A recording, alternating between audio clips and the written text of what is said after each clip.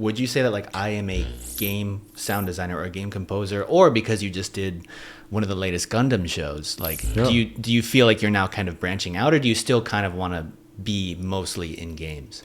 Yeah, I mean, I would just say I'm score composer. Yeah. I don't necessarily want to do other stuff just for the sake of doing other stuff. I still love writing music for video games. It's more like you just need new challenges every once in a while. Certainly was a different experience working in anime than working in video games, but I mean, any new challenge that I think is cool and worth my time is always open. Was that the reason why you decided to take this Gundam gig? Was it because you were like, oh, this is a new challenge for me, or are you a Gundam fan, or what was the reasoning behind taking this contract? So it's more about how they chose me, and then I probably would have just said yes to whatever they said. So an animation producer / game developer / former virtuoso violinist, Hiroaki Yura.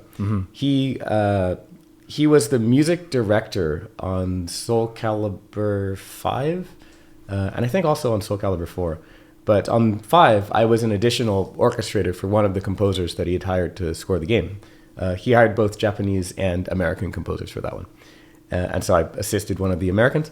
And I just remember that we got to know each other during the scoring session, and then he wanted to meet me afterwards. And we met up at GDC. I explained that I'm big into Japanese anime as well as video games, both Western and from Japan. And, interested in working, whatever happens. But this was like almost 10 years ago. And we just kind of kept in touch with each other. Sometimes he would have little projects that was like, hey, can you just give a little music for that? And I'd be like, yeah, sure. And it's one of those things where, you just do your best. No matter what the project is, you have to bring your A game because you never know what's going to blow up.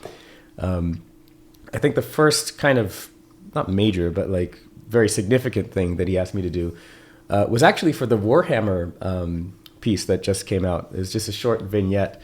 But it was really cool because I knew that they were going to do things with the Warhammer franchise. And I just thought that was a great opportunity to use my sort of style of orchestral music, but it's also kind of dark, and you can have melody, but it's like a subdued melody that's very simple. And that works for like the energetic kind of thing that they're trying to do. So that was a really fun project, very fast turnaround. But we did that. And I think that's what showed him like, oh, okay. Will is not like a lot of game composers who can only do games, but he can do a linear thing and add to the drama with his music. So I think he kept that in mind. And when they eventually got the Gundam project, which is maybe 3 or 4 years ago, then he said, would you like to do this? And I was like, yeah, it was a great opportunity. It was a great experience working with you before. So yeah, let's try it. And then I got some scripts and did not hear back for like 4 years. I mean, it's not exactly true. They had updates to the scripts and stuff, but it was about 3 years until I actually saw some footage. Wow. That was like, here's, you can actually start scoring episode 1. Here's episode 1 package. By the way, orchestra session in like 4 weeks. Oh my God. So it was a little bit tricky, but we just had to be smart about what we recorded and all that. That's really cool. What was the biggest challenge between scoring something like more linear, like Gundam, versus something for games? Or are they like similar in certain ways? Like, what was it that made it a challenge to do this? Well, the funny thing is that on the Mortal Kombat scores, most of what I do is linear because it's like I'll do the story modes. So most of that is just like cutscenes. Working on the Gundam show with Erasmus, our director, it was very, in a word, comfortable. Like when you're looking at video game you probably know about this. When you're working with video game cutscenes, they're very compressed. Like television and film doesn't really work that way. It's like the timing is just like, you gotta do, gamers will skip it if we don't just hurry. And as a music composer, that can be a little frustrating sometimes because it's very hard to develop a theme or to have like a emotional contour when it's like you have 10 seconds to get to the point and then they move on. Whereas with Gundam, I could do things like have like, some of my favorites were like the travel scene, for example, where I could have some like folk music that I'd written. Or even in battle scenes, it had a longer contour so I could develop something a lot more because they weren't trying to just rush you through it. So in that way, it was a little bit easier. I think the challenge in this case was that my instruction was to do something that works both for Japan and for the West. I see. And Hiro's idea was like, okay, well, maybe if you make sure that it's melodic, make sure that you have themes for like every major character or faction or whatever, and really dive into that, then it will work for Japan. And then for the Western side, instead of scoring it anime style, which is like you just get a list of cues that they want and you just do one or the other, and then a music editor kind of cuts the music into the show. We'll score it Western style, where I'm literally just scene by scene, just writing it as if it's a film. That was the idea, and I tried my best to do that. Emotionally, I would say that the hardest part was just the fact that so many of my favorite composers had already done Gundam scores, brilliant scores for Gundam. I would say Yoko Kanno is my favorite composer, like, period. Composer of Cowboy Bebop, Escaflowne, all those. And she did Turn A Gundam, and it absolutely, like, heartbreakingly beautiful music in that one. And Kenji Kawai as well. I think he did 00 Gundam. And Ko Otani as well. He did Gundam Wing. He's one of my favorites because he scored Shadow of the Colossus. Oh, really? I didn't know that. Yeah, which I would say more than any other game post PlayStation 1 influenced how I write. Like it's such a beautiful score. Absolutely. Yeah. Beautiful, melodic, powerful, Yeah. but also it has this layered approach where it's like, okay, here's your music up here. You have your orchestra. But behind the orchestra, there's just this emotional layer that's like, maybe it's the wet signal of the reverbs or something, but there's always just something in the back. Or sometimes you'll use organ to fill out this. It's just this background layer that's establishing the emotion that's almost subliminal. You almost don't hear it. But then the foreground is the orchestra that you hear and like the melodies and all that kind of thing.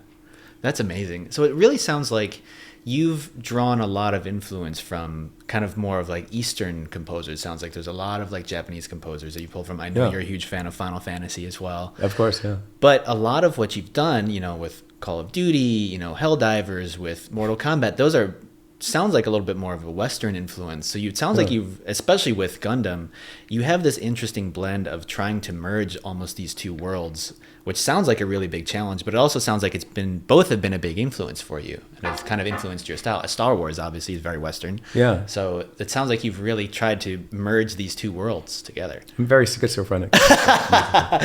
Probably more so than you'd realize. Because so yes, we have the Japanese composers. On the Western side, I would say yes, John Williams. As far as other film composers like John Powell, who did How to Train Your Dragon, and for me it was the Bourne series that I really liked. Oh, nice. Like Bourne Identity. And Thomas Newman, brilliant composer. My favorite of his is a film called Road to Perdition. He also did American Beauty. I was about to say, I think he did American Beauty, which is and phenomenal soundtrack. Shawshank Redemption as well. Yeah. So he always has this way with harmony. It's very nuanced, and even if you think you're hearing one chord, if you listen very carefully, it's actually constructed of these intervals that are very unusual. The breakout scene for, obviously there's no way to show this, but like the breakout scene from Shawshank Redemption is a beautiful example of this, where he uses dissonance in this incredible way that's like tear-jerking every single time. Them from the Western side, and also Michael Giacchino, who before he did film, he did amazing video game soundtracks. The Medal of Honor Frontline soundtrack, I would listen to it on repeat in middle school. Like that was one of the, like before I even like listened to pop music or anything like that, I was listening to game soundtracks. And that was one of the first soundtracks that I was like, I don't know what it is, but it makes me feel a certain way. Yeah, the Arnhem piece. Oh, exactly. It's beautiful. It's heartbreakingly beautiful. Yeah. So I would say that Michael Giacchino kind of taught me how to write in that style. So that's kind of what I brought into Call of Duty. And then Helldivers is basically like Call of Duty Round 2, but now in space and like slightly sarcastic and the whole thing. But further to that, and this is kind of unusual, but I was really into Bulgarian folk music as well. How did you discover that? Xena the Warrior Princess. I love that. That is awesome. Not even joking, but I loved Xena Warrior Princess, but I noticed the music in that show. I don't know why Joe Loduca, the composer, decided this, but he just used Slavic folk music for that. It's a vocal tradition, and what's peculiar about it is that they use harmony in a very strange way, with these very tight dissonances, like minor seconds, but the singers are just singing in parallel, minor seconds, major seconds, whatever. And then the rhythms are based on the language, which means that they have crazy irregularities. The meter's always changing in some pieces, or it's uneven, 7/8, 11/8, things like that. So it's a very distinctive style. And I've kind of tried to bring that to my orchestral music. And so, yeah, that's found its way into a lot of the stuff that I did for Mortal Kombat in particular. And then on top of that, for some reason, a couple of years ago, probably around the start of when I was scoring Helldivers, I decided I wanted to integrate the rhythm of 90s hip hop into my orchestral music. Yeah. I have no idea why, but for some reason, because it's just what I grew up with, East Coast, Yeah. And so I would just get like bass lines especially, and try to bring that into the orchestral music. So that's kind of how, like Extraction theme is a good example, or some of the On the Ship rhythmic elements. Yeah. That's where that comes from, is that fusion. And Star Wars Outlaws does it even more overtly. Yeah. Well, because I think in the beginning, in the main theme of Outlaws, it starts very much with like this like trap beat, and then it goes into again more kind of a sweeping orchestral, typical Star Wars. Exactly. Style. Yeah. Yeah. That's my current project, is like trying to do that. Now, it's interesting because I was actually doing a lot of research on Yoko Kanno, who's also I love Yoko Kanno as well. Like, I think if there's two things in my life, like before I die, I'm like, I will be so sad if I can't see the seatbelts live. Oh. And if I don't see Tatsuro Yamashita live. I don't know if you City Pop, but he's like a City Pop guy. But anyway, like I need to see these.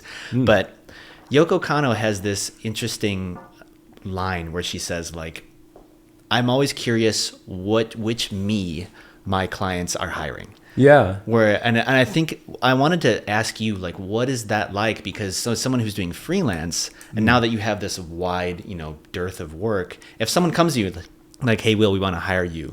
Are you like, what does that look like from your perspective? How does that work? Because it's like, well, do you want Helldivers? Do you want Gundam? Like what? Like, because you have now such, or do you want like more 90s hip hop things? Like, how do you know what this client is looking for? How does that work when you're coming as an outside party into someone else's studio or whatever they're working on? Yeah, that's a great question. So a couple things. One, I think by now I've kind of identified certain branches, and it's pretty discrete. Like, I would say Mortal Kombat, for instance, kind of comes from this like Lara Croft branch, where it's like, yes, there's orchestra, but there's lots of world instruments, and it's all about color. It's very colorful and free. I would say Outlaws is kind of on that branch as well. But then the Call of Duty situation was more like, it's very restrictive. Like, it was very like, we are going to define this game by what we're not doing.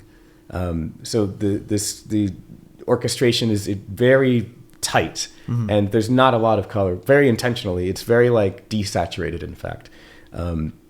Lots of restrictions on like what instrumentation, for instance, no snare drums, even though it's a World War II thing. Really? Yeah, we did that because a snare drum and a gunshot are actually the same sound, if you think about it. So we didn't want to like that. My impetus for that whole score was like, only write things that you could hear against the sound design. That's a whole other topic that like we can circle back if you want. It'll take forever. But like, that's like the restrictive orchestral, very Western, without world influences, kind of being like cut and dry. Helldivers is kind of on that, but it's not as restrictive at all, but it's still kind of on that lines. But then there's this third strain. I did a score for a game called Pacific Drive this year. No orchestra whatsoever. Very synth kind of. Yeah, it's synth, musical sound design. I did a lot of guitar on it as well. And that actually comes from my Game Jam games. So I had this group up in Seattle, mostly like Microsoft and Nintendo people. And we would every year get together around Halloween to do a 2-day game jam. And that was such a great opportunity to just experiment with new styles. And I got into that Akira Yamaoka style of like almost Silent Hill type scoring, because that's the only thing you can do if you have 2 days. So I'm not going to even bother trying to have like. How about some ambience, guys? Yeah, exactly. So that I threw away the orchestra for that, and like let's try something more subtle. But that taught me a lot about musical sound design and like the beauty of ugly sound, if there's a better way to say it. So that branches when I'm doing things like, I'm going to take a construction drill. Yeah. You know, I have annoying construction happening outside, so I'm going to grab a microphone, record them, but then bring it into my computer, throw a bunch of effects, and now it's a beautiful but like heartbreaking pad sound that has this nastiness to it. So it's like ugliness coming, you know, it's beauty coming from ugliness. So that's like that strain. Funny enough, I don't think I've ever thought about what does the client want necessarily. It's more what does the game want, and it's usually pretty obvious, especially because you do demo pitches in order to get the project in the first place. And half the time these days, if you get hired for the project because of your demo pitch, then there you go, there's the main theme. So you've already taken care of that. Yeah, so you already know. So a client will come to, it sounds like a client will really be like, hey, we want you. They'll say, we might want you, but we have a couple other people. Pitch us what you would do for our game. Exactly. Yeah. I see. Okay. Yeah. That's interesting. Yeah. So, yeah. I mean, the composition world is so small from my perspective. I mean, from what I understand, talking with some of my other composer friends, it's like very competitive, very small, but also it seems just everyone is so nice. Like it's just so amazing. Oh. What is it like when you are, especially doing freelance? Do you feel this competitiveness, or do you feel ever like, oh, I have to do better than this person? Or do you just kind of feel like, well, if they like what I have, then that's what it is? I hope I don't get flack for saying this, but our competition is not other composers. Our competition is bad music. And bad music just means that maybe you might have a good composer who's matched with the wrong project, and you know, maybe you have a good composer and a good project, but like the way they're working together is like toxic, or maybe their ideas are not being allowed in the game, things like that. And so like there's definitely been projects where it was like they came to me asking for a score, and I was like, I could do this, but I know someone who could do it better. Please hire them. There's definitely been stuff like that. Or another case recently where a very major project came to me and they were like, we really want you. And I got to visit the studio and I got to see the game, and it's like, yes, this is going to be so cool. But I would just be writing the same thing that I wrote for another project if I wrote this. I would have nothing new to say from my own perspective. I see. And so if like I'm not engaged, then the game score is going to be kind of like, you know, and they deserved better than that. So I recommended, again, someone else for that one.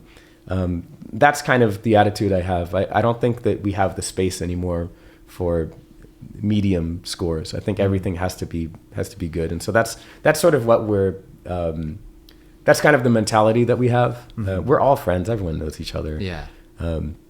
You don't last very long if you're kind of a jerk, right? Know? Or if you're like so timid or awkward and just like hard to work with. It doesn't really go anywhere. Yeah, that's fascinating. That's really cool. I mean, it sounds like on one hand, it's very. I'm glad that it's almost like you're kind of looking out for each other in a way. Yeah. But on the other hand, it also sounds a little bit meritocratic. Is that the right word? Where it's like you understand, like I know I can't do my best work here, or I'm not going to be challenged in the way that I want here. Yeah. So, but I'm not going to leave you high and dry. Here's 3 of my friends who I think would be good at this, or 1 of my friends who would be great at this. For sure, yeah. That's really cool. I think that's a great way to do that. Well, you want your friends to be successful. Yeah. I mean, it's depressing when like you have a friend and they haven't worked in a while, and it's like, you're really good. I don't see what's the problem, but you know, that's just how life works. You know, sometimes, you know, ups and downs, and so. It sounds like being challenged musically and compositionally is important to you. It sounds like you're always trying to push yourself. What does that look like to you? Like, how do you think through that? I never want to write the same piece twice.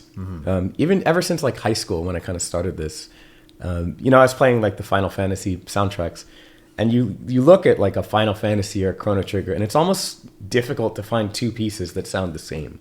You know, Uematsu-san or Mitsuda-san, they're both like combining so many different musical genres. And in my head, I thought that's what we were supposed to do. Like, oh, you're not a composer if you can't write metal and rock and then orchestra and then whatever. But obviously, the Western style of composition is not that. They're more about pigeonholing a little bit more, which is why, like an extremely Western game like Call of Duty, I try to be more focused. But yeah, and that's always kind of been the case. Like, I'm not going to take out the pencil unless I have something to say. So I don't necessarily want to just repeat myself or do something that's too easy mode. One of the greatest things, though, about music composition is that you do something and it's hard. It's so freaking hard. This was the most difficult thing I've ever written. And then the next time it's like, oh, that's easy. And it just keeps going. And so you can keep challenging yourself, even up until you're 80 years old. I mean, look at John Williams doing, I think, the Kingdom of the Crystal Skull, the more Indiana recent Jones, Indiana Jones, before the previous, the last year one or whatever. So much new material that we've never heard John Williams write anything like this before. Like with the capoeira dudes and like that sort of thing with the pan flutes and the crazy harp techniques and stuff. I've never heard that anywhere, but he's still coming up with new things when he was something like 70, 80 years old. We're very privileged in that regard. I mean, like you look at a brilliant football player and by the time they turn 30, it's like, well, your body is already, so it's like, where do you go from there? But we can just keep going. And so that's why I kind of respect the challenge and just, moving on that. Yeah. It's interesting because it's such like music composition is, from obviously an outsider, it's wizardry to me, but I think it's interesting because it's, on one hand, it's very technical, right? It's like you have to understand how to write the score, what the instruments are doing at all times. But at the other side, obviously, like I think music is the most powerful art form. Even me, like who's very much a story guy and like I really love the power of stories. I think music transcends by a long shot. Like it's just really, really amazing. So there's just such a deep emotional core. And I think that's what's interesting about both music and stories is, I've talked a lot about on this channel about like story structure and like what that looks like and what it means. But at the end of the day, if you are telling a story that gives you a deep emotion, that's what really matters. And I think music is the same way. Like you could have this like sweeping, really well structured orchestral piece, but ultimately it's just, what does it make you feel like? And in this case, when you're doing more like, consumer like music and things like that, it's like, how does it serve the game? Like you were saying, or how does it serve the piece? Because it can make you feel like, oh my God, I'm going to cry. And it's like, this is supposed to be a comedy, or what is supposed to be a funny scene? What are you doing? Or it's supposed to be a horror scene. What's going on? So I think that's one of the things that always fascinates me. And I'm curious how you, as a composer, navigate that, because I find that especially like, again, with stories, we can get so lost in the milieu of the structure or what's going on, where it's just like, really what we're looking for is an emotional output. And in your case, it's an emotional output that adheres to whatever is supposed to be happening at this current time. How do you navigate that? Like, what is the way that you think through something like that? It's interesting. A friend of mine that I gave a panel with this week at Games Hong Kong, Johnny Bonton, JB, he had this great point about the difference between film music and game music, where he said that, because he's worked in both, he did the score to Redfall, the Arcane Austin, I think, game, as well as Transformers Rise of the Beasts last year. Oh, yeah, very cool. And he said, so in a film, you're looking at the characters, and your music is going to support like the psychology of the characters. Whereas in a game, the characters matter, but actually you're looking at the gamer, you're looking at the player and their psychology, which I thought was fascinating. I mean, my attitude toward it is slightly different, but that is absolutely correct. Like this is the only art form where we can actually talk directly to the consumer. One of my favorite examples of that, just for instance, is I did this score to a game called Lara Croft, the Temple of Osiris. And they gave me a PC so I could actually like implement it myself and play the game as it was being developed. And there were some areas where the puzzles were just really hard. And I thought, okay, every player is going to get stumped here. Why don't I change the music for this room alone so that they know that we know that it's hard? And that way they'll be encouraged to keep trying, because if they think it's supposed to be easy, then they'll get lost off track and they'll be like, why am I not, Oh, interesting. So it's almost like you're responding not just to the scene, but also to the player themselves, which is a very unique dialogue that we can have that you can't necessarily have with like linear media. Yeah. In terms of the emotion, though, I do have a quote floating around about scoring in third person versus in first person. I wanted to ask you about that. Yeah, so what that really means is a third person score is kind of similar to film, where you are this omniscient being. You're looking down at the scene as it's being played out, or you're looking through the character to see what their emotion is, or whatever you want to do, and you're commenting. Whereas a first person would be, you are that character. And so no matter what is going on, this is my reaction, standing there right with the other characters. I'm in the scene, like method acting, but with music. Yeah. How do I feel here? The reason I developed that was I was working on an unreleased Star Wars title called Star Wars First Assault. And it was a first-person shooter, multiplayer only. But we wanted it to be very gritty and realistic in a way that we hadn't seen before in Star Wars at the time. And what I did was I would load the game with no bots, no enemies or whatever. I'm just walking through the environment and I'm hearing the sound design. It's like, what am I thinking as this lone soldier who could hypothetically get shot at any moment? So it ended up being a very fear-based score. It was kind of horror in a way, which you never would have gotten that if you were just looking at like gameplay footage and it's all fun and like UI is popping up and it's like, oh yeah, pluses, You never would have gotten that. But because I had that experience, I knew like, oh yes, this is what you would feel. And then we designed a music interactive system to support when music like that would play versus when the more kind of triumphant type stuff would play. That's interesting. It sounds like it takes like a really high level of almost empathy to not only for the characters on screen, but also the player to, like you're saying, put yourself in first person to be like, what is happening here? What am I feeling? But also it's like, it's interesting because it's almost, what are you feeling as next to the main character in the scene, but also what is the player feeling? Again, I guess maybe this is a question for you. If you're putting yourself in first person in the scene and you're like, oh, I'm feeling sad, whatever. And because you're feeling that, you're like, I would like the player to have this feeling as well. But because you've been able to put yourself in that first person, you're able to transmute it that way. Does that make sense of what I'm trying to say? Well, it's fun because you do have to make choices. Yeah. The classic example from film is like, if at the end of the film, the riders are like, riding into the sunset on their horses, do you score to the gallop? It's like, yeah. Or do you score to the fact that this character just had to leave his family and go somewhere? So you always have choices on the matter. Yeah. With games, it's usually slightly more obvious where to go. I would just say that one thing I discovered more specifically on Mortal Kombat 11. I won't spoil it, but very early on, a major character just gets killed. Just like straight up dies. Yeah. And nobody would have expected them to kill them off like this early, but we did it anyway. The moment that this character dies, it's subdued. I have some little guitar kind of thing, and it's not happy music, but it's like subdued. It's like, okay, yeah. And then the characters are screaming and reacting, but then it's like, all right, well, this place is going to explode. So we do have to kind of leave. We don't really have time for whatever that was. So they leave. And then the people who witnessed this death now have to explain to that character's husband, like, this character has... okay, fine.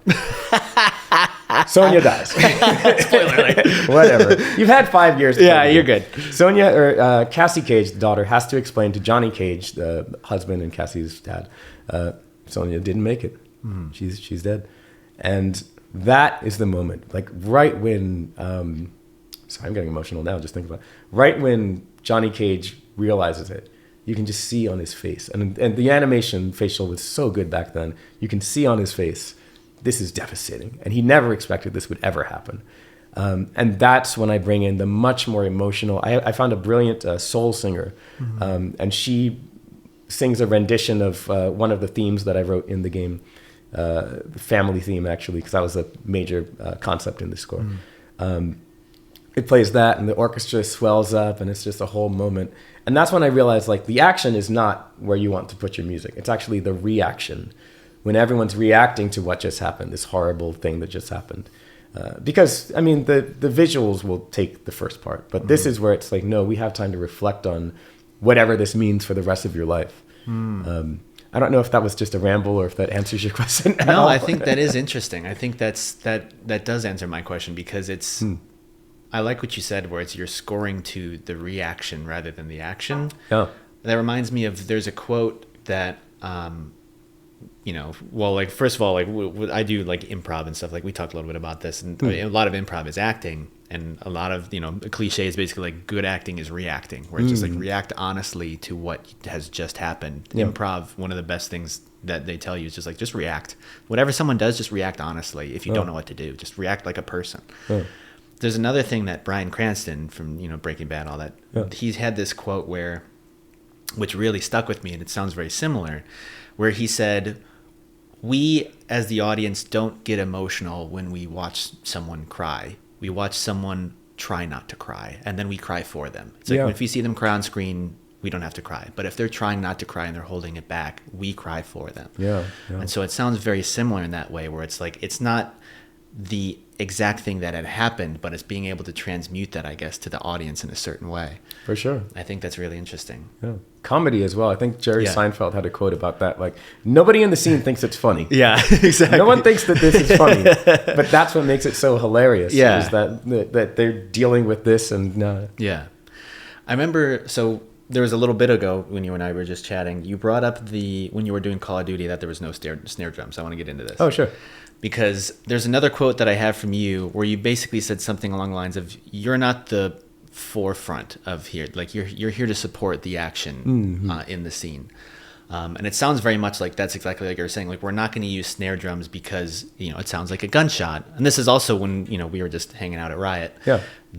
When we met my sound designer, Drew, on our team, who helps us with all the weapon skins. And we have something called competitive integrity, which we adhere to with all of our weapon skins. We do a lot of iteration to make sure, like, the weapon looks like the weapon it's supposed to look like. It's supposed to sound like it's supposed to look like. But also we got to zhuzh it up and make it sound different, but it's still got to sound like this. So we do a lot of iteration in that way.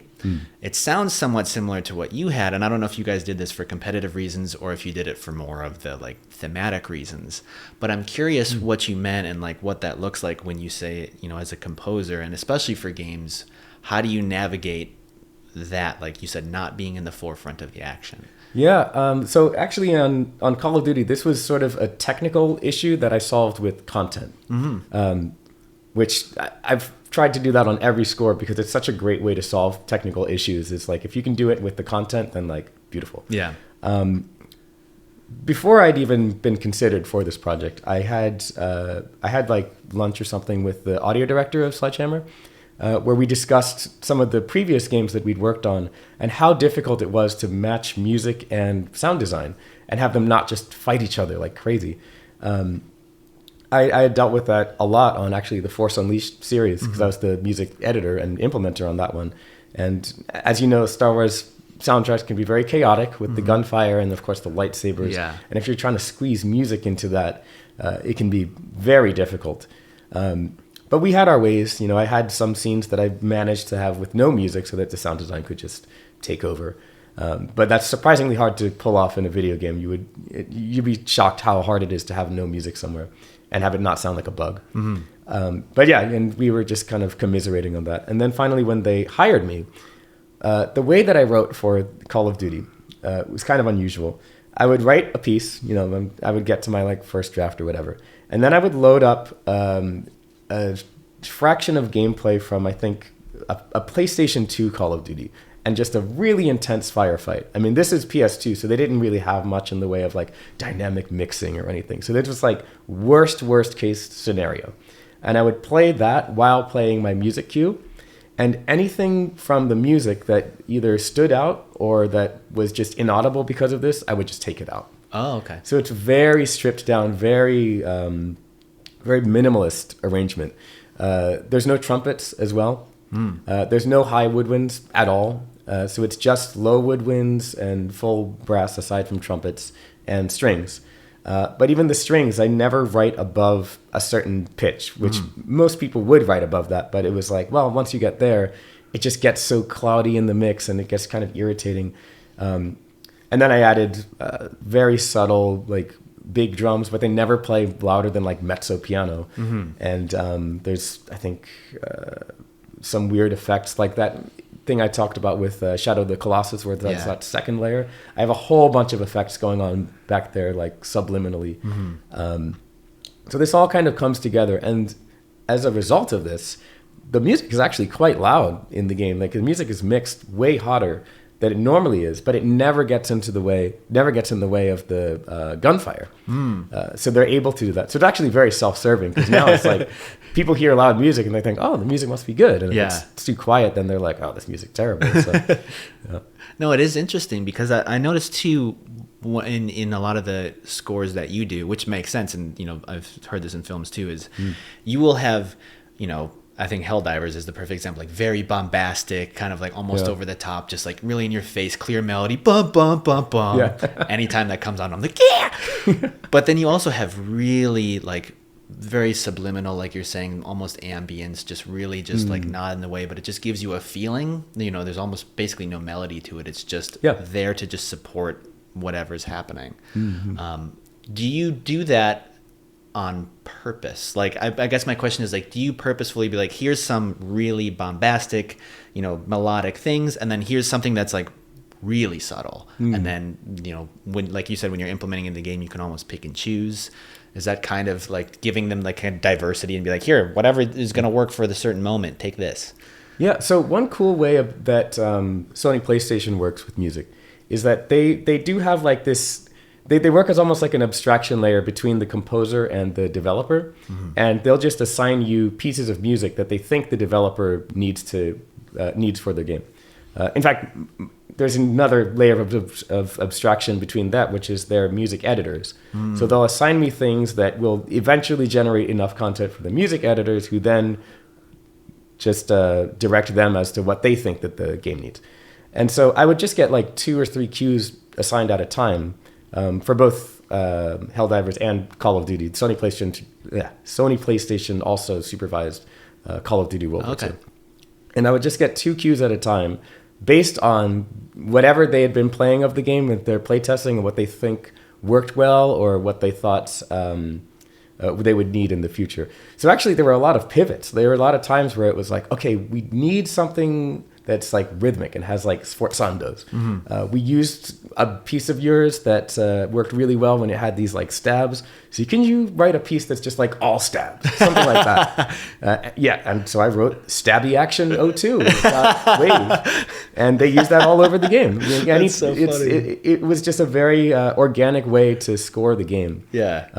Helldivers, it was a little easier because it was so obvious, like, here's the bots, here's the bugs, and here's the Helldiver type ship music. It was just more cut and dry, like, we need 3 motifs. Exactly, yeah. And it was more about like, well, I've written this, I'm like 2 minutes into the suite, where do I go from here? And then they'll say like, oh, it would be really cool if you had a section of this piece that was like brass as the feature. And then I'll do that. And it's like, okay, cool. But now maybe more synth, and then I'll do that.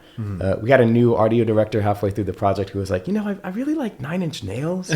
Can you do something kind of like that? And I was like, okay, it's turning into Mexicali soup, but here we go. But yeah, it was very organic, and that's how we accomplished that. Do you find that happens where, like, I guess it's, if someone comes in and they're like, oh, I really like this musical style, can you do it? Do you feel like it's up to you to be like, well, I've never really done something like 9 Inch Nails before, but I'll try it? Like, is that part of the fun for you? Is that something you like? Of course, yeah. I mean, like, I love, before I start any project, I usually go through like a pre-composition phase where it's all just research. Like, maybe I'll read a book that might give me some insight, like a fiction book. Or maybe watch some films, or do some transcriptions as well. Like listening to a piece of music that I think is relevant, and then taking it down note by note, just by ear, to like replicate it. Like learning new styles. It's great doing transcriptions in order to do that.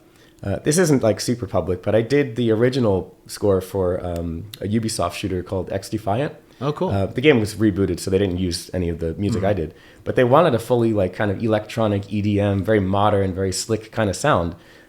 Which I did not do at the time. And I asked them, like, are you sure you hired the right person for this? Like, no. We'll teach you some stuff. Because they were very brilliant electronic musicians themselves, the audio directors. And they're like, we'll teach you some stuff. What we really need is like a composer who can bring this together, like emotionally, and make it sort of work, and give it like a hook that we can latch onto. So yeah, I did that. I did a lot of transcribing, like some Amon Tobin 2 Fingers stuff, and I forget exactly what the other the other artists that were in their reference package. But that was the idea behind it. And I learned so much from doing that. And I like to bring that to every project. So for another example, on Mortal Kombat, it was taiko drum performances, taiko ensembles. And so I would transcribe these taiko performances and parts that I thought like, ooh, that would work really well for a video game, just to figure out the exact authentic rhythm that they would use, rather than just some Hollywood fake thing. Yeah. I wanted to ask you about that because if I understand, you've been like transcribing music pieces by ear since you were young. Oh, yeah. How? To me, that's just wild. Like, and you're able to just listen to a piece and be like, oh, that's an A flat. Like, yeah. That's wild.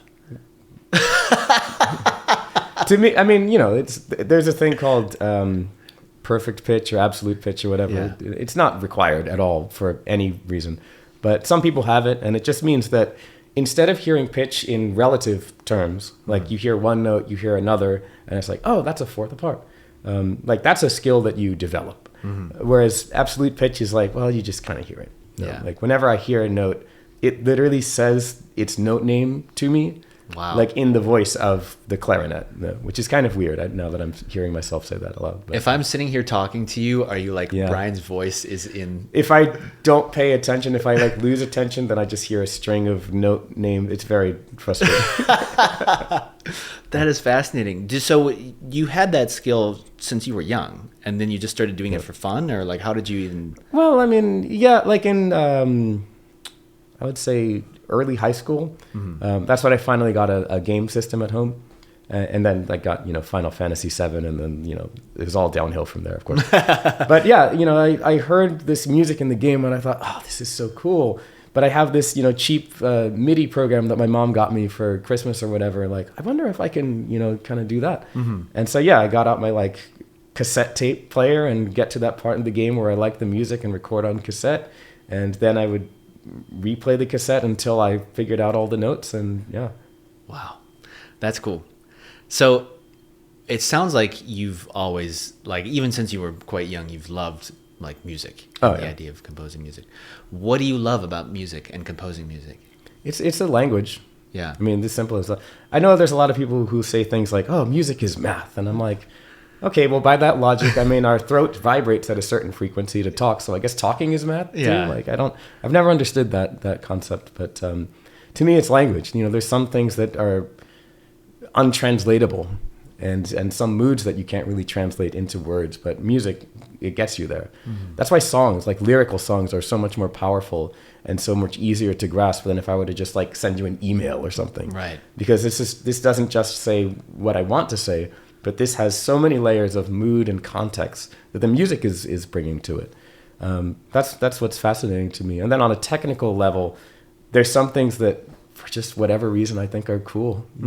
Harmony has always been one of them for me. Like, how can I have different harmonies that I'd never done before? It's like a science lab or mixologists are like coming up with different cocktails or whatever. And it's like, like my favorite thing to do is do harmonies that should not work at all. Yeah. But somehow they do. Yoko Kanno is brilliant at this, especially. She's very jazz influenced, and she'll have these harmonic shifts where if you're not paying attention, then you'll be like, oh yeah, cool song. But then when you actually look at it, then you're like, how in the world did we end up here? What went wrong? Like it's so crazy. The path that she's taken until you're finally in the chorus of the song or whatever. Yeah. But that's the main thing that I find so fascinating is that. It's interesting too, because reading about her, same to you, how you like when you start a project, you like to pull, like just get inspired, pull influences from certain things. It seems like she has just done a lot of exploring specifically for rhythm. She's like put a lot of emphasis on exploring different cultures, different music, and finding the specific rhythms. And it reminded me when you were talking about the taiko drum, like trying to be like, what is this specific beat here that's going through? Or when you were saying that you were influenced by like, 90s hip hop for some of this stuff, like it really seems like, again, from her mind, at least from what I was reading more recently, is like rhythm is something that she's really been fascinated by, and she's obsessed with the idea of finding new rhythms that almost shouldn't work but do, or make people feel this certain way that she can twist and make into her own style. Interesting. Yeah, I hadn't read that. Maybe I missed an interview or something. But yeah, like a bunch of pieces of Yoko Kanno just played in my mind. And I'm like, oh, okay, interesting. Yeah. Do you think that that is something that like, because you have this very technical brain, but also obviously the much more like, you know, artistic as well. Do you find that challenging yourself in that way and like finding new things, trying harmonies that don't work, is that why you've tailored towards games, because they're much more technical, there's like more problems to solve? Or do you think it's just because you like games that's decided where you decided to go? I mean, if I'm being honest, it is just because I, you know, like that was my first passion. I didn't even realize, I mean, obviously I knew films had music, but it hadn't really clicked like, oh, film music is cool, until like much later in high school. I think probably John Williams and Danny Elfman were, you know, where I started to pay attention. And then like at that point, the theater kind of became my concert hall. Like I said, I don't usually go to concerts. I don't find them very fun. I like to study music, you know, I like to have headphones and experience it at my own pace and really dive in and hear every single note. A concert, it's just like, I mean, there's energy and it's great, but like it doesn't, you know, do it for me. But the theater, if I'm going to like watch, you know, I remember one day very clearly where I think Spider-Man 2 and Attack of the Clones were out at the same time. So I just double featured it, and I was so giddy that like it was like seeing your two favorite artists on the same stage. Yeah. I like, you know, just ran from one to the next and then watched the next movie, and I was so excited. Like that's great. Ultra like way too happy like 12th grader or something, you know? Wow.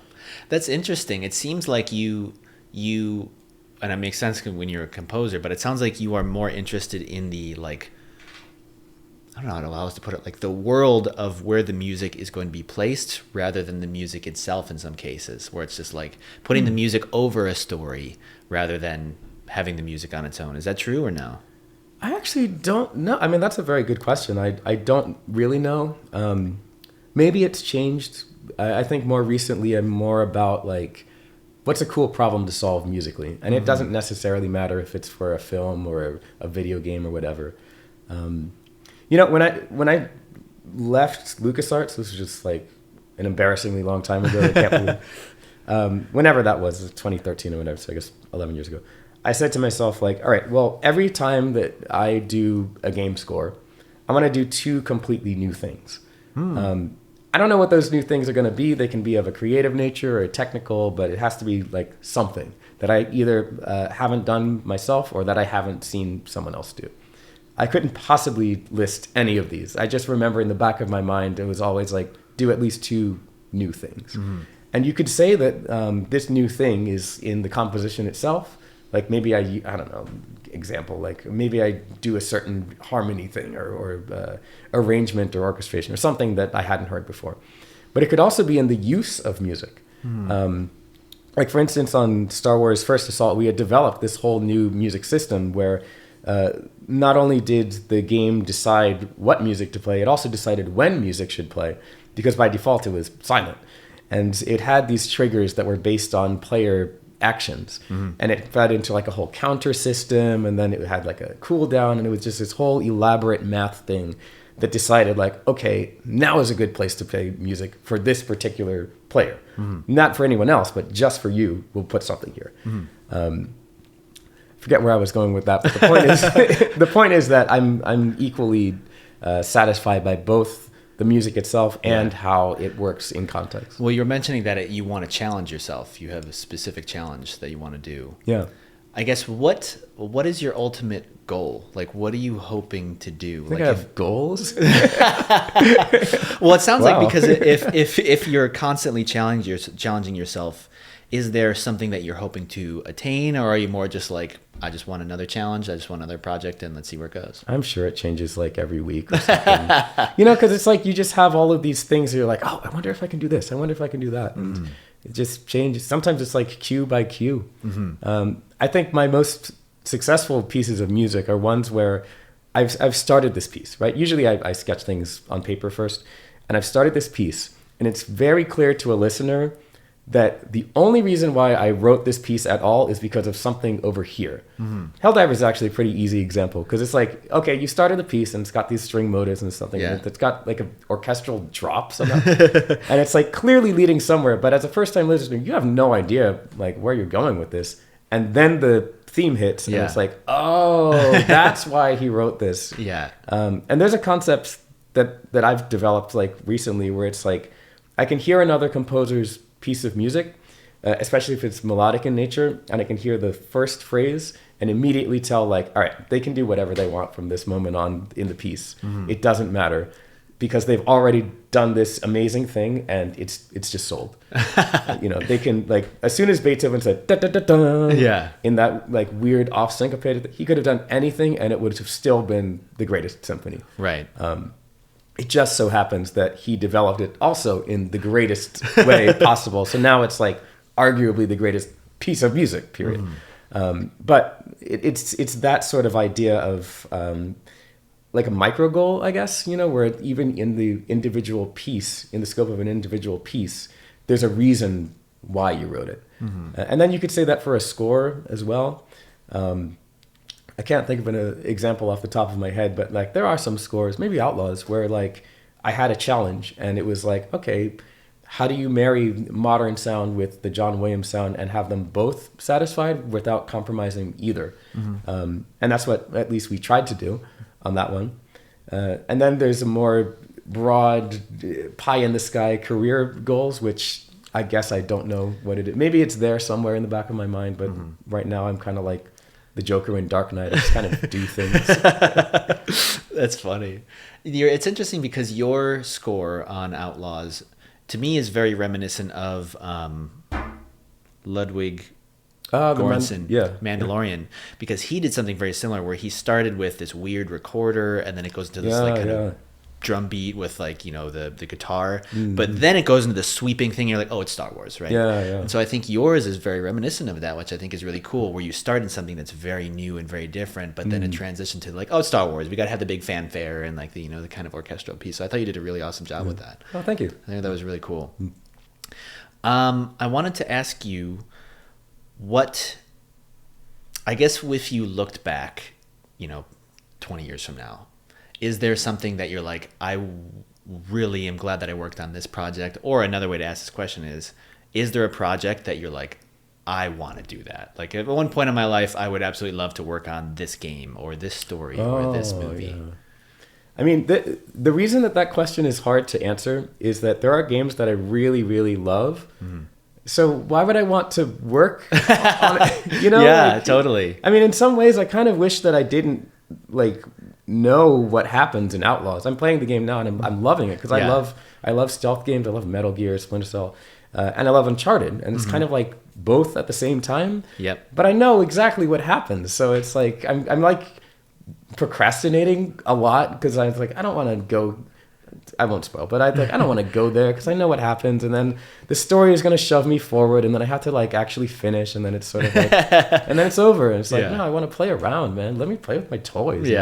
I won't name names, but like there's certain franchises that I love so much, and I mean, it would be cool to work on them, but I also kind of want to play them. Maybe this is present me being very selfish and screwing over future me or whatever. But no, it's a more serious answer is that it's more about the experience of writing.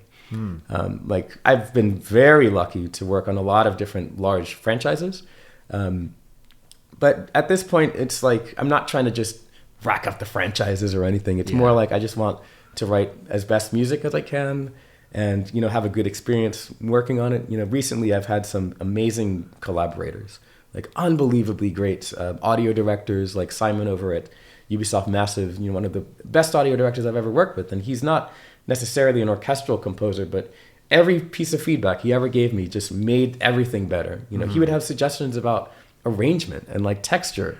He would hear like a strings rhythm or something and he'd be like, that's a cool rhythm. Why don't you double it with something so that you can get the attacks a little better? And I'm like, I'm upset that you thought of that, but not me. But it's like, brilliant suggestion. So I want to work with people like that who are very encouraging. I like scores where I can be quite diverse with the sound sets. I mean, the Call of Duty thing is cool, but I've already done that. Yeah. The minimalism thing. I want to have like external influences. I love world music and studying the cultures and studying the instrumentation. My next project, not like my next score, but like personal goal, I guess, is I want to work more with soloists in just a better way. Like recently, the last several scores I've worked on, usually for demo or deadline reasons, I would have to just like, okay, here's the score, please play this, and you have like 2 days. Okay, thank you, bye, and then throw it in. But I mean, these are very, very accomplished musicians that I'm working with, and I want to figure out a way to incorporate them more in the idea process. So that's something back of my mind. I'm trying to figure out how to make that work. That's cool. It sounds like I like that answer because it sounds like it's less about the project and more about the people. The more of it can be, yeah. You want to work more with people who will challenge you in different ways and help you grow in different ways and just make cool stuff. Like for sure, yeah. Beautiful art. Yeah, I think that's really awesome. It was kind of weird. A lot of people came up to me when I'd announced the Pacific Drive, and they were like, "Oh, you're doing this indie game, and you just worked on, I don't know what it was at the time, Mortal Kombat or Destiny, whatever. Why are you doing this indie game? It's hard times. Like, what's it?" And I'm like, "What do you mean? Like, look, first of all, look at it. It's gorgeous, and plus, I get to write this interesting sort of musical style that I'd never done for a major title, but because this was the subtext." I'd work with that team or members of that team on the 48-hour game jams. That's how I got hired for it. I see. And so that's why it very perfectly segued into that branch of my kind of creative output.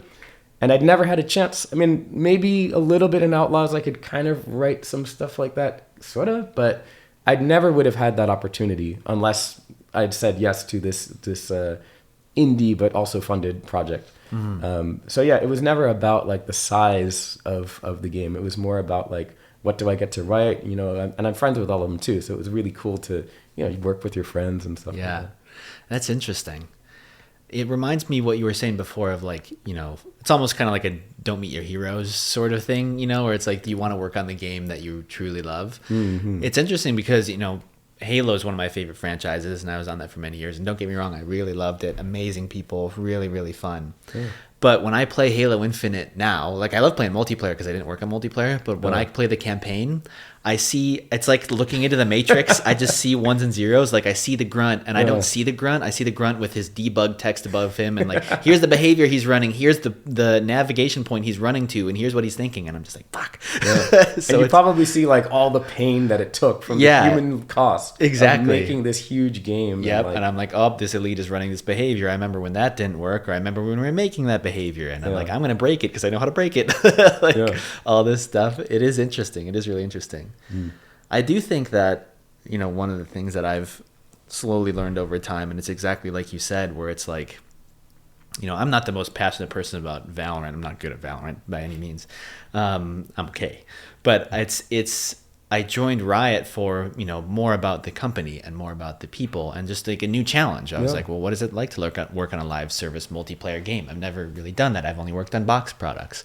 So I do think that I feel similarly to you in that way, where it's like, when you're working through your career, it's, I have ambitious goals and things that I'd love to do, but it's also like, I want to work with people who are cool and who will challenge me, and we're just like do cool stuff together. There was a point a little while ago where I realized like, you live for a finite amount of time and you can only score like so many games. Right. So do you really want to waste your time on something that like either would be a bad experience or that you just wouldn't, you just copy paste from another score? And so that's why I would turn things down sometimes. It was like, I want to make sure that the years I do have left, hopefully many, but who knows, it's filled with new experiences so that it's always a story to tell. Yeah. Shoot, I just had a question that I wanted to ask you, we touched a little bit about this earlier, but I'm really curious because when you're doing freelance, it seems like you work with a team for a distinct amount of time, and then you're like, here you go, see you later, and then you move to an entirely new team. How often do you do that, and what is that like? Because, for someone like me, it's, I'm on a team for several years before I move to a new company or whatever, and then it's, it's like, this is a new thing. I got to figure out how these people work. Who are these people? When you're doing freelance, what is that like? Because it seems like there's a lot of not only work for you that you have to do, it seems like what you do is very challenging, but it's like, how does this team work? What engine are they using? What is their culture? Like, it seems like you got to have a lot of patience, I feel like, and a lot of good people skills to do that. So 2 things about that. Number one, game composers are asked to run for mayor of a town that they've never lived in their entire life. That's what and then it's like, okay, thanks. Now the next town and the next town. Yeah. I've sold monorails to Ogdenville, and it's basically that. But the other side of it is that you are going to be terrible at scoring this game at the start. And then at the very end, you're amazing at it. You can practically improvise new cues. I won't tell you how much stuff in Outlaws was done at like the very, very end. I'm just flying through this stuff. But then it's over. And then it's like, oh, I got so good at, scoring this thing and I could just improvise something and it goes in. But now it's just like, all right, well, bye. Well, I guess that's gone now. Time for an entirely new thing I have to figure out. I mean, thank goodness for DLC, because now it's like, oh, this skill wasn't... I'm coming back. Wasn't just nothing, when I thought I was out, they pulled me back in. Pretty much, yeah. That's interesting. So tell me about, what that has been like. You can use examples of Star Wars or Helldivers, I guess, or you don't have to get into specifics, but I'm just very curious how you approach joining a new team. Like, what is it like? Like, what do you typically try to do? What is your mindset through these things? Or and navigating the fact that you're like, hey, I know for a while I'm not going to get it right. Like, I'm going to give them a score that doesn't work. How do you navigate that? Yeah, I mean, you kind of develop the vocabulary first. It's kind of weird that there's like no standardization at all, but you sort of start to tell like, and this grows organically. Like, there's certain words that a director or whoever might use for feedback, and you gradually figure out what on earth they meant by this. Sometimes meaning the exact opposite of what the word means, but you eventually that becomes part of the vocabulary. Work is just very slow at start, and I usually they know, but I kind of tell newer clients, like if it's like I'm not sure if I've really ever had to tell people this honestly, but like because normally when I'm working with the game team, they're already quite accomplished, but they just know that the first couple cues go by very slowly because I'm figuring things out, and then maybe they'll ask for a lot of revisions at first. In fact, Mortal Kombat is a great example of this. Like, the first couple of cues that I'll do for each Mortal Kombat game, we might have some back and forth, but then after that, it's almost like version 1, approve. Because I sort of get it from there. I figured out. You find it and you're like, the source code of like what they need and like how aggressive should it be, and all things like that. Interesting. Yeah, it's interesting because I've joked about this before, and I'm glad you met Drew today, because he's the sound designer that I interface most with these days. But he actually did a whole presentation for our team about feedback and like how to give audio feedback and like what it means, just because it's such a funny discipline to give feedback to, because all other forms of art, you can be like, this needs to be more blue, these shapes are too aggressive or whatever. Like, you come to like composers and sound designers, you're like, it's too squishy, can you make it less squishy? And you're like, what? And it's like, a little more crunchy. And it's like, what the fuck are you talking about? But it's like you said, it's almost like figuring out what does squishy mean, not only in the context of sound, but for the person who is saying that. And it sounds like you have to build that vocabulary from what they mean, but also like, who is this person? What are they looking for? Like, what does the client actually mean when they say crunchy or whatever the fuck? That's absolutely true. Although I will say, it always works better if they talk to us on emotional terms, rather than trying to use like music theory or anything like that. Like, even if they know or think they know music theory, it's never helpful to say like, oh, you need to use this scale here and stuff. It's like, no, I don't. I absolutely don't. I can, but it will compromise the piece. It's a waste of my time, and you hired me for a reason. I'm not just here to move a mouse around. You hired me for a reason. So why would you ever, it's much better to talk on emotional terms. Or if there's like a sonic technical problem, then talk about that. Audio directors in particular, usually they come from a sound design background or a mixing background. So they're going to have very sharp ears. So anything that they tell me in terms of like on a technical level of like, oh, the highs here maybe need to be rounded off, or things like that are more like mix issues. I will immediately listen to them because they know exactly what the game needs. It's just that sometimes people are tempted to go back into the kitchen and tell the chef to use less. It's like, enjoy your meal. Yeah. So do you find then when you are looking for feedback, it is most helpful if someone comes to you and says, this music needs to be sadder? Like, is that useful? Like, is that something that you prefer, or like? Yeah, I mean, we can have a conversation about it, or we can do all kinds of stuff. But usually, I haven't really had too much trouble with this recently, at least. So I can't even think of examples of breakdowns like that.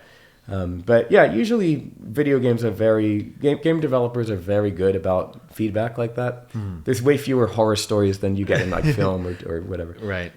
So usually they're very good about that. And we as composers, since we usually sit outside of the game team, we really need their perspective on what's going to work inside the game, because they know more. They see the game every single day. Whereas we might be working on multiple projects, or we just don't have access to like the game code or anything like that. So we really do need their insights. It's just like making sure that it's in a relevant way. Maybe they think that we want it sadder, but they feel like they might need to say like, we need a minor key here. It's just like, well, minor keys aren't sad. So why don't you just tell me, Yeah, that is interesting.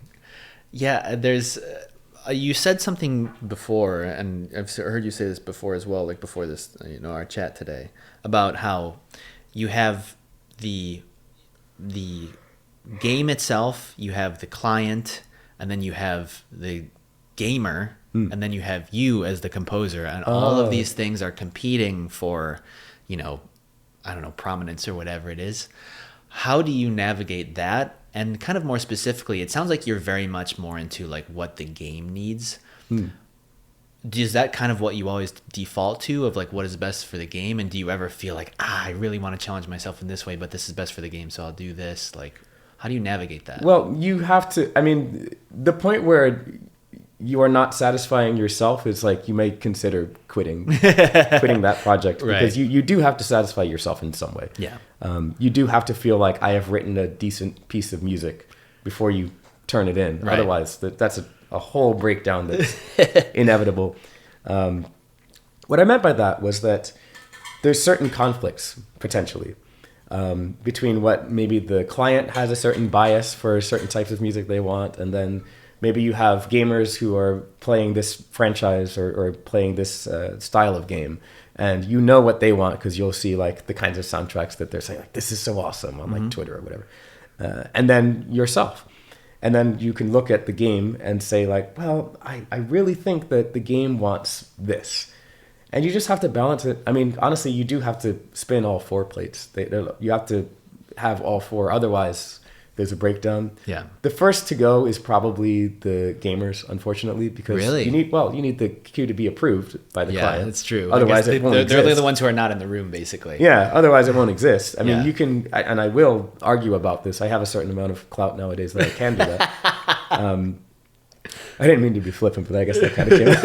I like that. But I'll speak my piece at least, and if they disagree, then that's fine. Yeah. But pleasing the client, again, you obviously have to do that, and yourself. I'm not going to click render if I think this is mediocre. Yeah. I might think this isn't as good as a previous revision, but as long as I've come up with something, like I've had requests to change melodies, for instance, for like whatever reason. And sometimes I'm like, that's kind of a bummer because I work extremely hard on melodic writing.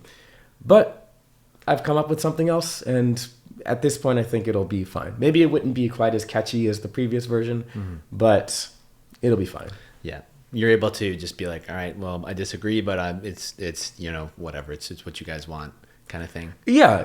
And I've found a way to meet in the middle. Otherwise I would not have clicked render. Yeah, I see. So you do feel like, and it makes sense, as an artist, that you feel it's important to be like, hey, I do think that this should be this way. It's important for the piece and important for my vision to have this. So here you go. Exactly, yeah.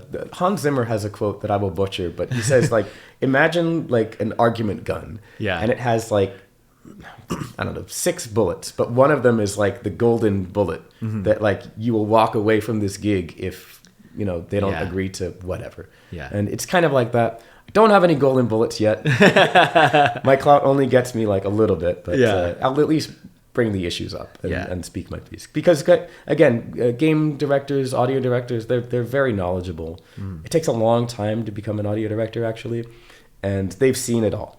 And so they always have a good perspective. They have great heads on their shoulders. They're always like some of the most brilliant people that I'll ever meet, or the audio directors that I've had the pleasure of working with. And so I'll respect their opinion. It's always possible that I might integrate or interface with players more than they do, because maybe they've been doing it for a while and they don't have an interest in listening to the noise, because that's also possible that there's like very loud minority, you know, loud people kind of filter their way in. But at the same time, you know, the only reason why we do creative things is that we just want to make everyone else love us. So, you know, I'll still listen to it and try to make everyone happy and hopefully be the bridge that does that. So it sounds like you when you are working with a client, you are working very closely with audio directors. Like, is that typically? Yeah, that's usually who we work with. Yeah. Or sometimes you have the music director of some kind, like on Sony projects. They have it's really cool. They have like a central music team, and they have like their music supervisor, and then their music editors and implementers and like mix engineers and like this whole thing. And so you'll interface with them, and they'll interface with the client, and then it's sort of it can be a little bit of a game of telephone sometimes, but it's a very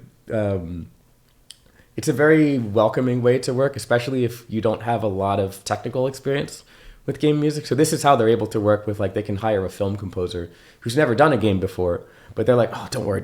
We'll handle that. We just want your expertise on the emotional side or the arrangement side, or like, you know, maybe they have a cool sound, like Gustavo Santaolalla from Last of Us. He has a cool sound, and we can work with that. We just want you. Don't worry about the technical stuff. That's cool. So they basically are like, we want you to give us your unique, you know, music and your unique compositions, and then we'll figure it out from there. Exactly. And then the polar opposite of that, which is where I usually prefer to work, is when I do have some input on the technical side. This is what I was doing actually at LucasArts on like Force Unleashed. Right, and all that was just the technical stuff. And I could nerd out about that like forever.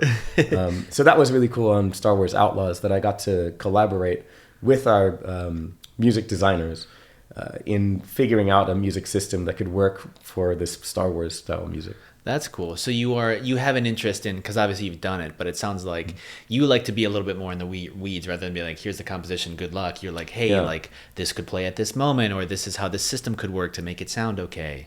Yeah, because it gives me more context for how I'm writing.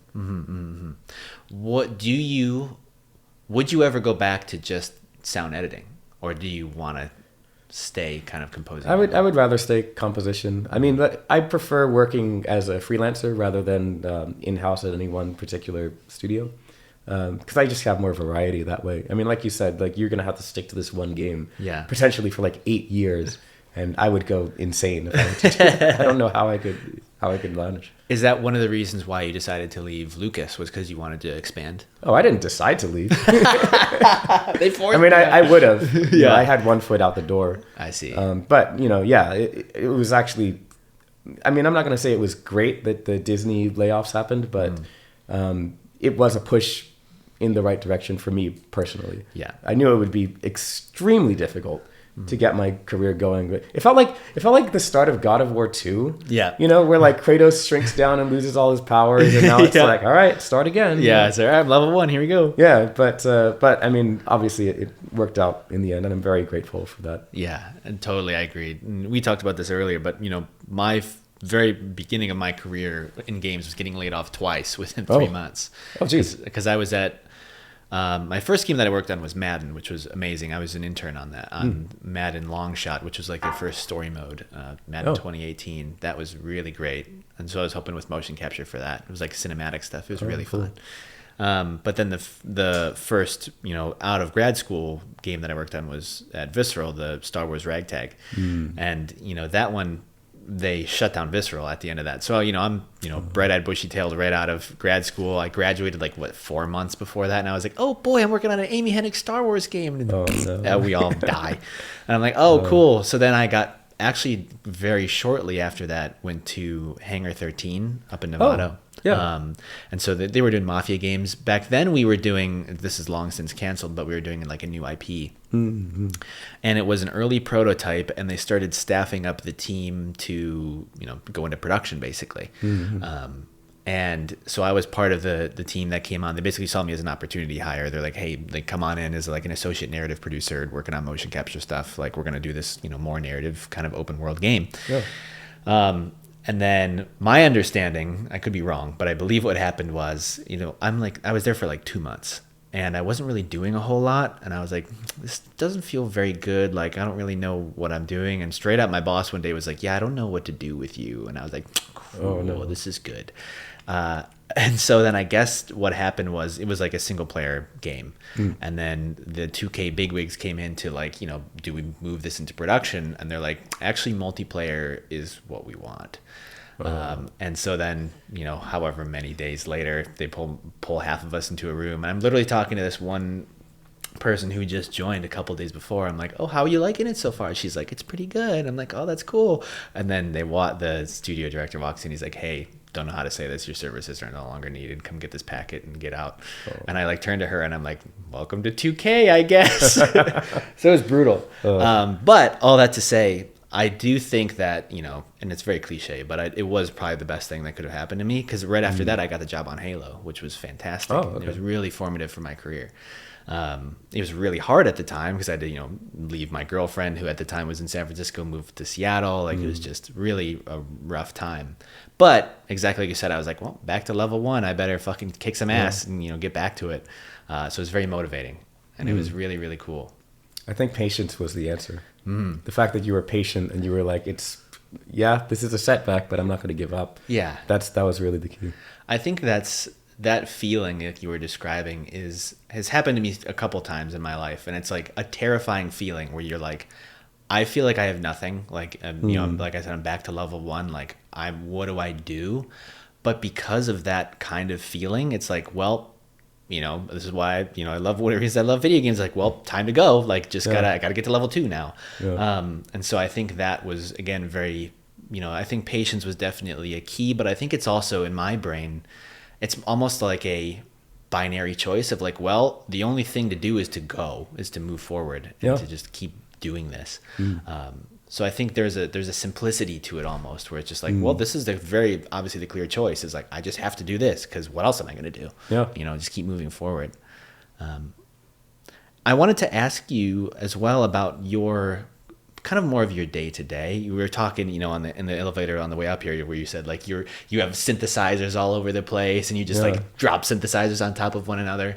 When you're actually in the weeds, where it's hey, you're coming up with a theme for this game or whatever it is, go.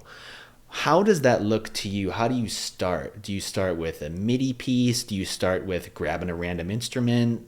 How does this how does your brain work when you decide to start building something from scratch? Yeah, so I like to go from broad to specific. So it'll start with, believe it or not, text. I use Trello, which is a productivity. Yeah. So I'll just write down just in the Trello comments, just random ideas that can be extremely broad. This faction should be blues and silvers, and this one should be red and whatever. Or it can be more specific, try combining double bass with vibraphones, or try doing this, or maybe hire this person playing this instrument, things like that. Or it can even be specific, try this interval, try, whatever. Yeah. Eventually, I will start doing paper sketches. I handwrite scores, and I like to do that away from any kind of piano. I'll just in my bedroom, or I have waterproof Post-it notes in the shower, so if I have an idea, I gotta get those. That sounds kind of cool, honestly. It is, yeah. It's disturbing how much of my music has been written in a very wet state of nudity. But and I won't say which pieces, because that would probably be going too far.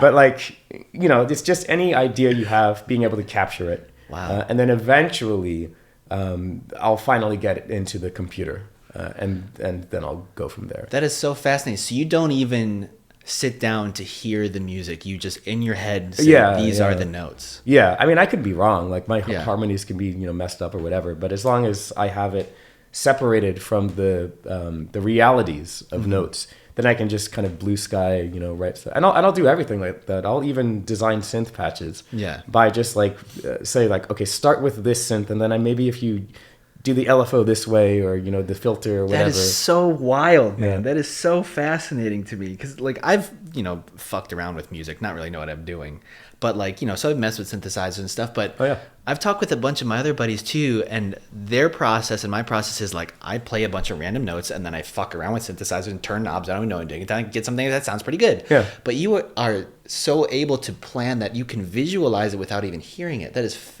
down to the LFO that you're going to use. Well, so the problem is that your way is definitely better.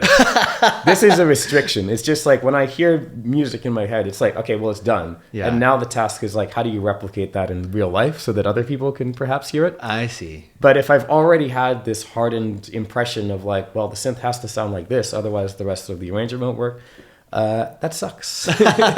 Because it's very hard to then replicate. I mean, you get better over time, but it can be tricky to design a synth, and it has to sound exactly like this.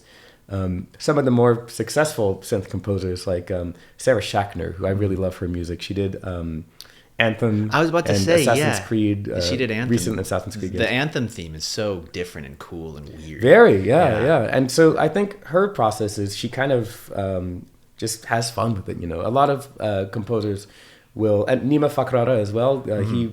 He was on Detroit Become Human for Connor's music. Yeah. So it's very synth heavy, and they'll just hit record and start messing around for like 30 minutes. And eventually within that 30 minutes, there's something cool here and something cool there. And then they'll edit that.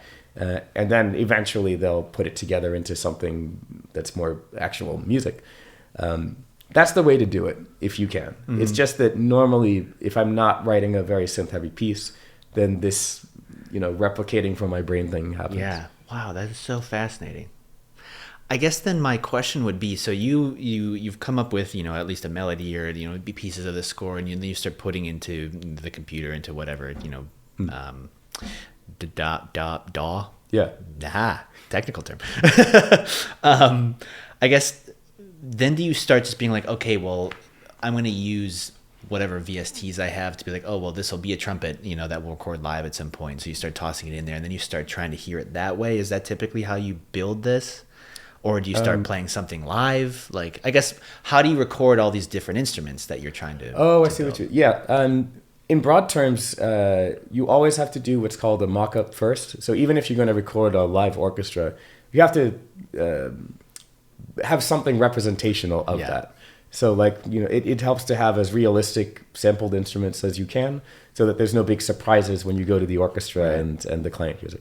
But the reason for this is that the client has to approve it in this stage before they spend like $100,000 hiring the orchestra all these musicians. And then, I see. So that is what it seems like most of what you are doing then from your day to day is building that in the DAW. Is that correct? Like building this actual orchestra, tweaking it so that it sounds the way that you want it to sound, and then you just try to replicate that with live instruments. Exactly, yeah. I see.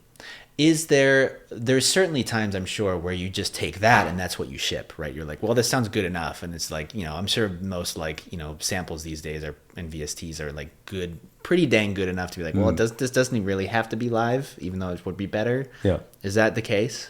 It is. One thing I will say, and I've warned everyone who's starting in the industry about this, is that you kind of never know for sure what pieces will be done live and which won't. Mm-hmm. So you really should make sure that everything can stand on its own, shippable quality, they call it. And also that everything is structured in such a way that if you did need to go live, it wouldn't be a huge pain in the ass to now go and orchestrate it. Sometimes it makes for a more realistic mock-up if you do certain things in the way that the notes are sequenced. But the problem then becomes, if you wanted to build notation off of just the MIDI data, then it will just look like absolute garbage. Mm-hmm. So you have to kind of compromise so that it can go both ways. I see. Wow. That's really interesting. Do you Do you think for you, and I know you mentioned this a little bit and wanting to work with soloists and like trying to challenge yourself in different ways. Have there been times where you've been building this and you're like, man, I really need a fucking didgeridoo, or like some like, well, I want to do some like weird shit here that I need to go learn this new instrument and pull it in, or like, how do you have you been able to like handle stuff like that, or do you find most of the time you're like, oh, I can do what I need just through the software of the computer? Well, I mean, I have a pretty wide friend network, so if I need... really, you just call up a buddy and be like, hey, come help Oh me yeah, with this? for sure. Like if it's like a soloist, I can just like email them and be like, hey, I have this piece, and then I'll kind of explain the project as much as I can with NDA. Yeah. Which is sometimes not at all. You know, my friends give me crap about like whenever I send them a Mortal Kombat thing, it doesn't even have titles. It's just a string of numbers, which is meaningful to me, but like to them, it's just like, oh, I played on 206-209. Like, Yeah, and you're like, that oh was yeah, a cool theme, I guess. yeah. But no, I work with quite a lot of musicians. I see. I think the way it works really is that the people become like a palette in your mind. And so you'll get a scene, or maybe you'll be writing a composition, and then you'll hear like, oh yeah, Laura can play something here, or like Kristen cool. has something there, or like Mateus, you know, that kind of thing. Yeah. Wow, that's really cool. So you have this network of musicians that you were able to call upon to be like, hey, I need your help for X. Yeah. That's really cool. Yeah. I think that again speaks to like the small network of composers, which I'm sure it is. It's a pretty small community, seems like, but also probably same for musicians, right? Where it's just like, oh, I need to get someone who's really good at playing this random instrument. I know one. Yeah. So I hope they can help, or whatever it is, right? Yeah. That's cool. Yeah, there's this one woodwind performer, Kristen Nigas. She is on every game soundtrack. Really? She's probably on Halo Infinite, honestly. She's on Probably. everything. She plays over 100 different instruments Oh my God. from around the world. Yeah. Wow. All sorts of different world instruments, but her focus is English horn and oboe, which are like double reed orchestral instruments, arguably the hardest orchestral wind instruments to play. But she's absolutely mastered those. And I think that's what's let her diversify and learn basically everything that the world has to offer in the world of woodwinds. Yeah. Yeah. Wow, that's so cool. What instruments can you play? Are there instruments I'm sure that you toss into your own tracks? That you can just play? I mean, I grew up playing the piano, but in high school, kind of simultaneous with getting into video game music, I taught myself the flute. Nice. Because if you remember back then, that was like the video game music instrument. It was all like Chrono Trigger and Final Fantasy. So I was like, I need to play the flute. Yep. And I kind of taught myself a bunch of others, but not to any sort of a degree. I just wanted to get good enough to like play some melodies so that I understood what it's like to be a trombone player, or like what it's like to play the violin, and you know, the suffering involved and all that. But yeah, I play flute in almost all of my scores. Wow, that's great. Nearly all of them. That's cool. And a little guitar, you know, especially Pacific Drive. I've done a Yeah. lot of guitar and bass. My thing is I do a lot of playing instruments intentionally the wrong way. Like I have a mandolin, but I'll actually play it with a violin bow. Oh, or wow. like Just to get a weird sound out of it? Yeah, and then you can put effects on it to make it sound like it was intended to be played that way. You know, or like electric bass, but I'm playing it also with like a double bass bow, and like miking it so you get that nastiness of like, this is not supposed to be played at all. But then also DI, and it's still a vibrating string, so you'll get the warmth of that as well. Yeah. You know, just different things like that. So I have a whole wall of like, not only instruments, but just like objects. Star Wars Outlaws, I use this quite a lot for the stealth music. Just random things that you might find in a kitchen. I just have them on my instrument wall, and I'll just pill from them. So like a wine bottle, I might use and like tap it, or like, you know, do this thing and whatnot. That's so cool. That's one of the reasons why I'm so fascinated with, you know, not only music, but sound design. It's just because like Foley artists and stuff. Yeah. What a job. They're just like, well, I'm just going to smash stuff together and make funny, cool sounds, and they make the coolest shit. That's cool. I'm glad you can pull that from music as well, because I feel like that's where you get really unique, clever stuff. Is just like, hey, that melody you like, that was a wine bottle that I hit on my head or whatever. And you know what? In contrast to sound designers, our stuff doesn't even have to sound good. You know, we don't need great microphone. Like one of my favorite warm pads, like pad synth. I was at a party at my friend's, and he said, "Hey, yo, Will, check this out." And I was like, "What's up?" Listen to this dishwasher door. So he opened it, and then he had it slowly close with like the spring or whatever. The most gnarly sound, but it had a pitch to it. It was like screaming, like, "Why did you?"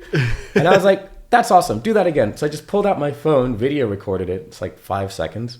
And then I brought it into the computer and like stretched it all I needed to and just did whatever effects. And now it sounds beautiful. Yeah. You know, or the aforementioned annoying construction drills. I brought that in, and it's that whole concept of take something ugly and make it pretty. Yeah. My friend snoring during a stag party.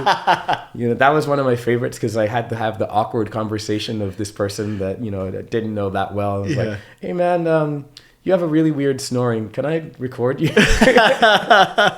And he's like, "Go for it." And so I did. And that found its way into Pacific Drive as well. Really? It's not pretty. It's like ugly, and it stayed ugly. But it was a nice way to get like a subtle horror aspect. That is so funny. Like, hey, this horror synth, that's a dude snoring, a random guy. That is so funny. I love that. That is so fun. Yeah, that's funny. It's funny. I actually learned the flute as well when I was younger. When I was in band, for similar reasons, I loved Wind Waker. Wind Waker at the time was really. That was one of my favorite games. Still love that game. But I was just like, it was like in middle school or maybe even high school. I forget. I think it was middle school, where like you join bands, so you got to play an instrument. You know, you start with the recorder, and then they're like. So I remember I was going through and I was like, I just feel like I want to play the flute. Like, it just seems fun. And it's a great instrument. I still can I think if you handed me a flute, I think I could play like a C scale maybe. Okay. But it's a really nice instrument. I genuinely think it's really, really pretty. Tricky learning curve at the very start. Yeah. Most people are like, like, what do I do? Yeah. And then the funny thing is, I wanted to switch to saxophone. So then I actually started taking private lessons. I learned the saxophone. And I went to my band teacher at the time, and I was like, "Hey, I learned saxophone. I want to join the sax section." And he goes, "No, we have too many saxophones." Yeah. And I go, "Cool, I quit." And so I stopped, which I'm kind of sad about now because I'm like, man, those were I had a really fun time playing those. Should have stuck to the flute. Should have stuck to the flute, man. Should have done it. It was fun. It was really fun. I learned guitar too in high school. I learned how to play guitar somewhat, but never been that great. You ever notice why are the biggest dudes flute players? Did you notice that? Like Terry Crews, he's actually not bad. It's because we got the hard exterior and the soft interior. You know I guess, but I mean, you gotta look at like I don't know the tuba or contrabass player. They have to lug these huge things around, and it's like we're just we're just over here with like tiny little things. Yeah. That's funny, man. Well, I'm glad you've still been training too. You look great. Oh, thank you. Yeah. Just doing stuff at home, eh? Yeah. It's so funny, man. I was in an interview with Austin Wintory, and he was like, "How does your fitness whatever tie into music creation?" And I was like, "Why does it have to tie in? Why can't I live my life? Can I live? Like, what, you know?" But then I actually kind of thought about it afterwards, and like, I think one of the most beautiful things about at least weightlifting, like weight training, failure is a part of it. Right. And it's like you are constantly failing, and like sometimes you'll throw weights. It's actually really anxiety, right? Like you can be scared to go to the gym sometimes. Oh yeah, it's like leg day, man. I'm like shit. Yeah, and it's so weird because it's like I am putting weights on that I know I can't do this because like anecdotally, I didn't last week, but let's go. Yeah, and the music is the same way. It's like there's pieces that I remember specifically where. I just had an idea and I was like, I've never done anything like this before. I have no idea how I'm going to do it. I have this lofty idea of like, maybe this will happen and it might be total crap, but whatever. Yeah. Like you said, binary. It's like either you do it or you don't. Yeah. And it's like, here we go. Yeah. That's really funny. Yeah. I didn't really think about it that way, but you're right. Where it's like when you go to the gym, they literally say you train to failure. Like, like most people, when you're doing a set, at least the last set, it's like, all right, I'm going to do this one to failure. I'm going to go until I literally can't anymore. And I'm going to fail on this. Yeah. That's interesting. Do you feel like when you're composing, failure is a part of it? Like, what does failure even look like to you? Like, what does it mean in that moment? I think the ultimate failure would be like when you have to just say like, no, this isn't working. I have to start over. But that does happen pretty frequently. And it's fine. You know, there's it's so funny. I'm thinking back to the beginning of Star Wars Outlaws, and I think they gave me like a solid month to do the demo, something like that, a couple weeks. And I had like one idea in mind for a while, and I wrote it down on paper and like left it. And I started to put it in the DAW, and like I just was like, did this answer the question? Yes. Did this like is this what they asked for? Absolutely. But it's just not that cool. You know, it's just not that cool. And if I had to write this, then I wouldn't be thrilled by it. So why should they? So I just scrapped it entirely and said, like, what do I want to do? And then I also realized that I didn't necessarily want to do another Star Wars game. So it was a little bit of a troll move that I started off with, like musical sound design, trap beat, electric violin, all the most not Star Wars stuff. Yeah. And then eventually it becomes Star Warsy in a traditional sense. But yeah, it was that decision of like, let me just satisfy myself first and then we'll go.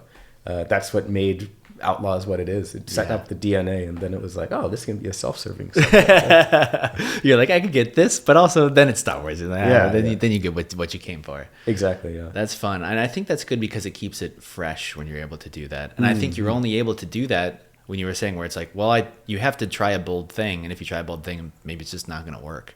Yeah, being okay with the failure of just not getting the gig is important.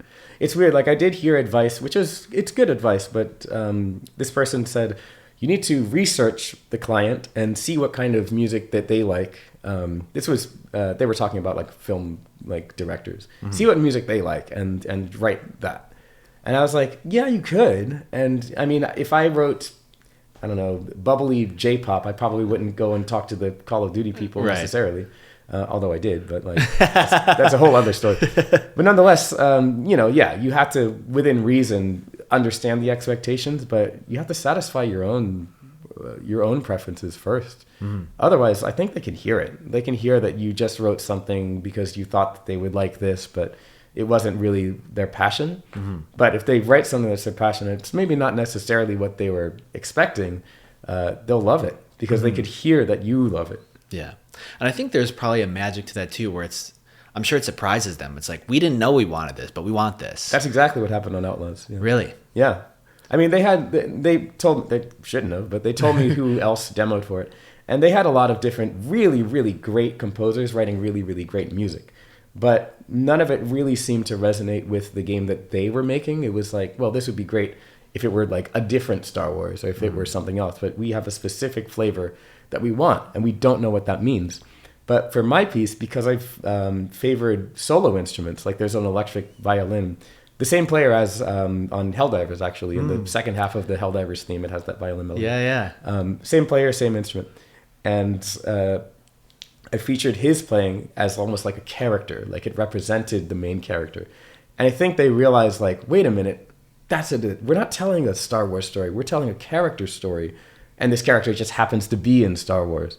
And so that's what shifted their perspective to like solo instruments rather than just like orchestra, big synths or whatever, which I guess is unusual for Star Wars. Usually Star Wars scores don't really feature solos as prominently as we did. That's really cool. So do you think that like there seems to be something along with the composition gig where you were mentioning before, not only is it like, hey, I'm going to bow out of this, but here's some friends that I think would be good for this. But there's also a piece where it's like, hey, we had 5 people for this. 4 of them were actually awesome, but it's just not our game, but they're still good. And this one person like showed us something that we didn't expect and we like that. So we're going to go with this person, in this case, you. So I wonder if it seems like there's almost a piece of advice where I think if you're giving your composition to someone and they're like, no, it's not no because this sucks, or it could be, but it's probably not no, this sucks. It's like, no, this is actually fantastic. It's just not right for what we're looking for. For sure. Yeah. That's interesting. Do you have any advice for any people who are interested in composition or up and coming? Yeah, sure. I mean, too much. No, but I mean, in terms of learning the craft, I still think that transcription is the best way to learn. I was very lucky because the first pieces that I was intending to transcribe were like Super Nintendo, PlayStation 1, where it's very easy. Yeah. 8 tracks on Super Nintendo. So it's like, okay, how hard is that? You can very easily, and they're very clear too, because it's not baked in reverb or whatever. And then go to more complicated, just like I said, that thing that was difficult before, well, now it's easy and you can aspire higher and higher. So like by the end, I mean, the most difficult thing I ever transcribed was, do Do you remember Star Wars Episode 2, the Zam the Assassin chase through Coruscant? Yeah. Very wild piece of music. But I still, transcribed That's like pretty frantic if I'm remembering. Very, correctly. yeah.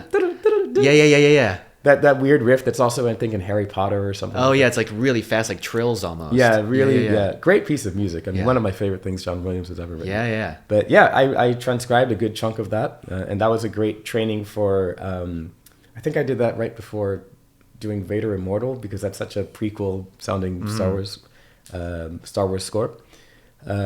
Transcription is very good for not only understanding what the composer did, but why they did that. And you're also hearing it one instrument at a time.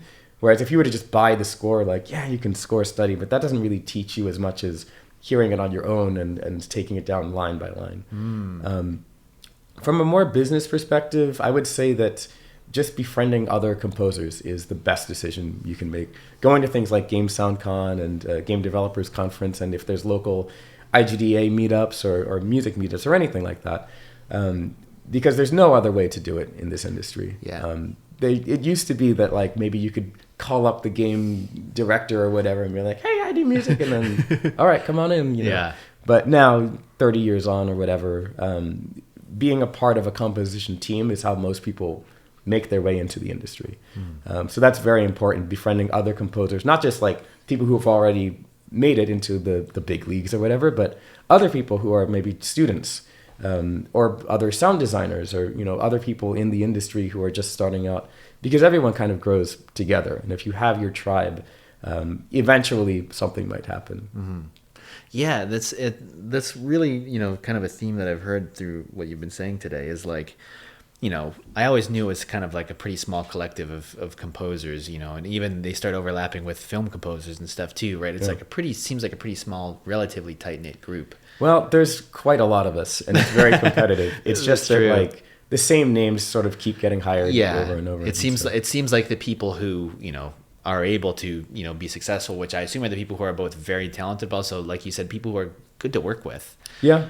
And the fact that you are able to, even if, let's say, you get the composition gig, it seems like you're like, cool, I'm composing by myself in a room. It'd be really nice if I had someone I could bounce this off of to see if it's good. If I had a musician I could call to play the violin for this track that I want to do. Like, absolutely. Yeah. I didn't realize how significantly, because it seems like a lonely gig on the surface because you sit in a room and you write, but it seems very also collaborative at times, not only with the game team, but bringing in these musicians to help. Absolutely, yeah. I mean, like, I never would have been able to do Star Wars Outlaws if it weren't for my co-composers and additional music composers. It actually had like sort of two teams of composers on it. It was me, John Everest, and Kazuma Jinochi for like, we were the major composers. But then towards the end, there was like, all right, we have all these pieces to do, and they're relatively straightforward in terms of style. So there's no more questions to be answered. We just need like more time than is humanly possible for me to do it all. Yeah. So I brought in my friends Ben Ash, Brendan Williams, and Joel Santos on those. And it was so great having both teams, and like, I can complain in the group chat of this one for this type of thing, and then in this one, and then, maybe share some works in progress. Like, does this sound okay to these people versus that? And it was just really great to actually have like support in that way. That's cool. I didn't realize you worked with Kazuma.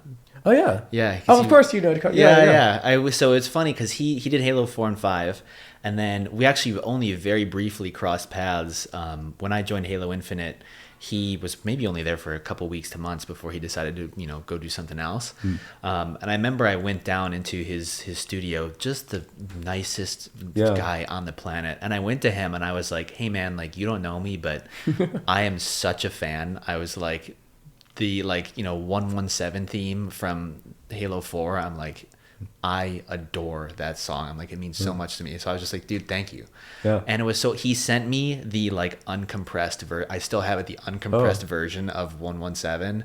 And I'm like, it makes me tear up just talking about it. It was just like such a cool moment for just like, I don't know. I live for that stuff, man. I completely forgot that. Of course, you would know. He was here this week, actually. Oh, I wish I could have seen him, but he's already flown back to Tokyo. Yeah, he's already. Yeah.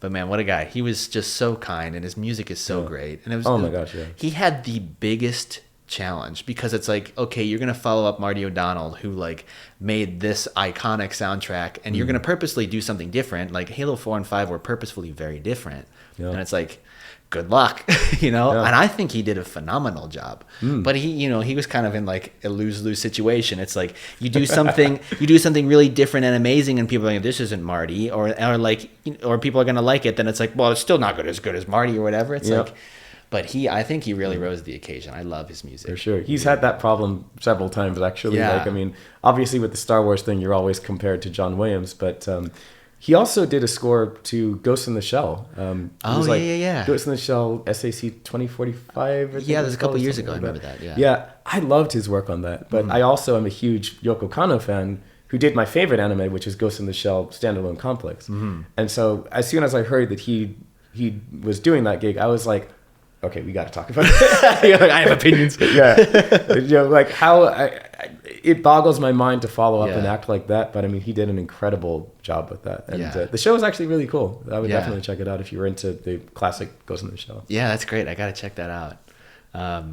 Anyway, slight tangent, but yeah, he's great. And it is really cool when you're able to meet folks like that, you know, like I talked about before, like never meet your heroes. But sometimes like, I've been very lucky working in this industry that I've been able to run into people like Nolan North and, you know, a bunch of like all these folks that I know and like Kazuma who have done all these great things. And now I'm just like, hey, I just want to say thanks. Like, I appreciate what you do. Like, that's all I want to say. I want nothing from you. And it's like, it's just nice just to be able to say that to them. I'm like, I don't know if this means anything to you, but I just want you to know it means a lot to me. So thanks. Well, one of the things this is going to sound so sappy, but one of the things I'm grateful for being at this stage in my career is that I can play a game, and if I like the music, I can just email whoever wrote it and be like, yo, this is pretty freaking cool. Yeah. And they know that because I'm at this point, I'm not like trying to get hired by them or anything like that. There's no strings attached. It's just like, I literally just thought it was really cool. Yeah. I think that's, that's exactly what I mean, where it's, you know, when you're up and coming and when you're younger, I remember like whenever I'd meet someone of any acclaim, I'd be like, like you freeze up, or it's just like, oh, like, could I work for you or whatever? Because it's like, you know, you're not trying to be self-serving, but at one point you're just like, I want to do what you do. Or, But it is really nice, you know, that now that, you know, we've both established ourselves to be able to just be like, hey, thanks. Yeah. Appreciate you. Did I tell you the Ko Otani story? The Shadow of the Colossus? Tell me. Funny. We recorded the orchestra for Gundam Requiem in Australia, Sydney, Australia. So I had to fly down there. I get there, and the producer of the show, he explains like, oh, by the way, so we actually have several projects that we'll be recording for this week. Gundam was kind of the biggest, but after that, Otani-san is also recording for one of his video games. And then I got to meet Ko Otani, who also is like the nicest person ever. That's dope. Even crazier is like he got to hear the music that I was doing for Gundam. And again, my music is very greatly influenced by his. And I remember, well, two funny things. One, he heard my theme for the Gundam, which if you haven't heard it, it's very like kaiju influenced. And Otani-san had also done a Godzilla movie. And he's telling me like, why is your music sounding more Japanese than mine? Which I was like, that is the greatest compliment I have ever heard in my entire life. Later on, we went to the bar with the conductor, a very brilliant conductor, Philip Chu. And I asked him, well, Phil, you've conducted both me and Otani-san's music. Do you hear similarities? I'm just very curious if you... And he said, actually, yeah, you both do bass in the exact same way. Wow. Where it's clear that the bass line is like almost independent, but it influences everything else that's going on in the harmony. And so I was like, oh, that's so cool. We said that, yes. The one thing that I cared about was just harmony, and like that's what was cool about it. So yeah, it was really nice. That had to be really reaffirming to be like, wow, this is what I was hoping for, and someone has this. It was surreal. Yeah. That whole Australia trip, I'm not sure it actually happened or if it's just like invented in my schizophrenic mind or something. But no, it was an incredible experience. Yeah. What would you say has been the most influential person that you've been able to meet, or, you know, person in your composition career to you? Maybe not even necessarily I know you mentioned like Yoko Kanno, but like, would you say that those have been the most influential people? Yeah, I mean, Yoko Kanno being my favorite composer goes deep. Yeah. I've done so much like transcription of her stuff, and I listen all the time and stuff. And that's like a career path that I'm hoping eventually I can orient towards, where she's working with soloists from around the world, and she's always doing very different styles. sometimes even in the same song. Yeah. Like you can be listening to something, and if you're not paying attention, you didn't realize that the genre has shifted like 3 times in the past 40 seconds. Yeah. And you're like, how did we get here? You know, I love that it's an aesthetic. Yeah. As far as people I've met, I mean, there's like you said, there's so many great people in this industry who are incredibly kind, and you know, you just have to be grateful for who you get to befriend. You know, just this week, one of my mentors from LucasArts also came down for a Game SoundCon. Peter McConnell, who wrote like Psychonauts and Monkey Island very cool. Grim Fandango, and all these classic Western games. And he's always been so supportive, you know, like even when I had my first game as like a music supervisor and composer at LucasArts, the Star Wars First Assault, you know, I would just call him up and be like, I don't know, I feel like I'm floundering here. And he's like, just don't worry about it. Think small. Don't you think that you have to write like a million notes and like it has to be this elaborate thing. Just don't worry about that. Write small. And I'm like, that's such brilliant advice. That's like, now I understand John Williams better. Yeah. He seems like his music is very complicated, and it can be, but like the ideas are very clear, and he's just has a beautiful way of orchestrating it that like has just as much complexity to the listener as it needs. So that was like the one little tiny piece of advice that I needed that got me through everything. And other people from LucasArts have been very supportive, like, you know, Jesse Harlan, who is our music supervisor, and kind of, I'm pretty sure he was the one who hired me for this. And Clint Bajakian, who also kind of predates me by quite a lot, but he worked with Peter McConnell on those original Monkey Island scores. He also did another game which happens to be called Outlaws, but it was like a cowboy shooter game that I was like, oh man, this is one of the coolest scores I've ever heard as a little kid. And he's been very supportive as well. And Mark Grisky especially. He was the lead composer from The Force Unleashed and Star Wars The Old Republic. He used to also be in-house at LucasArts, but we contracted out to him because he's incredible. Like he did KOTOR 2, which just a phenomenal score, and he's a great way of orchestral texture and like power. And I think that his writing has greatly influenced how I conceive of Star Wars music in particular. And it's just been amazing knowing these people, and you know, they've been so generous to me, and so I'm very grateful to have met them. How you feeling? I feel like my voice only has 2 sentences. You've heard my pitch go down and lower. Good, man. Sorry, it's been That's a long good. week. Well, I feel like that's a good place to end it. But I guess before we do, I want to give you the floor. Is there anything that you want to tell anyone watching, or is there anything that you're excited that you're working on next that you can speak to? Probably not. But No, but I do. Yeah, no. Well, I mean, okay, it's announced. The Star Wars Outlaws DLC, I think, is coming out at some point soon. Oh, very cool. I won't say what I got to do for that, but it was a lot of fun, and I really hope that people enjoy it. Nice. And then Gundam Requiem for Vengeance on Netflix. One of my favorite projects I've ever worked on, and some of my favorite music I've ever written for anything. And it still seems surreal to me that anyone would allow me to do that, let alone for Gundam, which is one of the biggest franchises like ever. And so, again, so grateful that I got the chance to work on that one as well. That's great, man. Well, I'm really excited for you, and I really appreciate you coming on. This is great. Yeah, thanks for having me. Glad to see you again, man. Absolutely, yeah. You're a great interviewer, by the way. Thank you. I try. One of the reasons why I'm looking, you have like 2 little cards of notes, but like such good questions. I wanted to do a little research. I was like, I want to do right by this guy. But yeah, man, I appreciate you coming on. This has been really, really fun. I really appreciate it. Thank you. Thanks for having me.